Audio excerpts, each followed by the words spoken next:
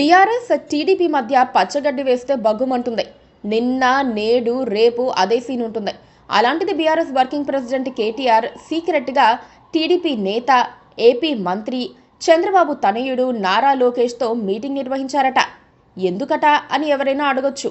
మాగంటి గోపీనాథ్ మృతితో ఖాళీ అయిన జూబ్లీహిల్స్ ఉప ఎన్నికల్లో బీఆర్ఎస్ అభ్యర్థికి మద్దతు ఇవ్వాలని కోరేందుకు కేటీఆర్ వెళ్లి లోకేష్తో రహస్య భేటీ జరిపారన్నది ఇప్పుడు హాట్ టాపిక్.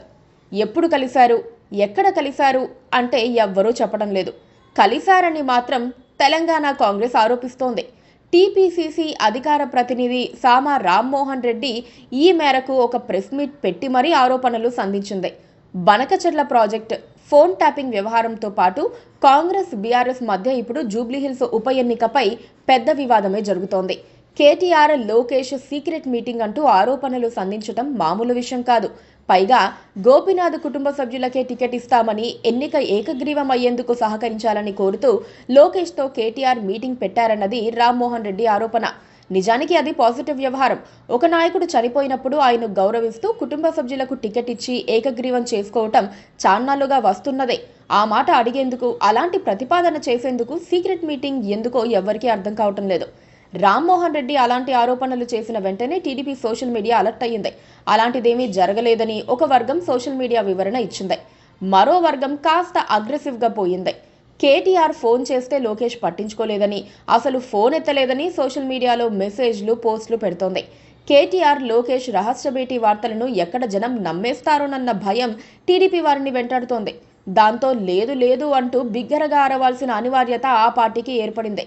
టీడీపీకి ఇప్పుడు మరో సమస్య కూడా వచ్చి పడింది. ఒక్క అంశంపై కాస్త ఆలస్యం చేసినా ఆ సమస్య తమ మెడకు చుట్టుకుంటుందని టీడీపీ వర్గాలు భయపడుతున్నాయి. 2028లో జరిగే తెలంగాణ అసెంబ్లీ ఎన్నికల్లో టీడీపీ, బీజేపీ, జనసేన కలిసి పోటీ చేస్తాయని ఏపీ అధికార పార్టీ వ్యూహకర్తలు అనుకూల మీడియాలో పుంఖానుపుంఖాలుగా వార్తలు రాయిస్తున్నారు. బీఆర్ఎస్, కాంగ్రెస్లను ఓడగొట్టి ఏపీ తరహాలో కూటమి ప్రభుత్వాన్ని ఏర్పాటు చేయటమే లక్ష్యమని చెప్పిస్తున్నారు. ఈ నేపథ్యంలోనే కేటీఆర్ లోకేష్ రహస్య భేటీ జరిగినట్లు పొరపాటున కూడా ఫుల్ ప్రచారం జరిగితే భవిష్యత్తు ప్లాన్ బూమరాంగ్ అవుతుందని టీడీపీ భయపడుతోంది. అందుకే వేగంగా కౌంటర్లు మొదలుపెట్టింది. కాంగ్రెస్ ఇలాంటి ఆరోపణలు ఎందుకు చేస్తోందనేదే ఇప్పుడు పెద్ద ప్రశ్న. రామ్మోహన్ రెడ్డి లాంటి చోటా నాయకుడు ఏదో చెప్పాడులే అని ఊరుకోవాలా వద్దా అన్నది పార్టీల వాళ్లే నిర్ణయించుకోవాలి. రేవంత్, మహేష్ కుమార్ గౌడ్, పొన్నం, పొంగులేటి లాంటి వాళ్ళు అలా ఆరోపణలు చేసి ఉంటే దానికి సీన్ వేరుగా ఉండేది.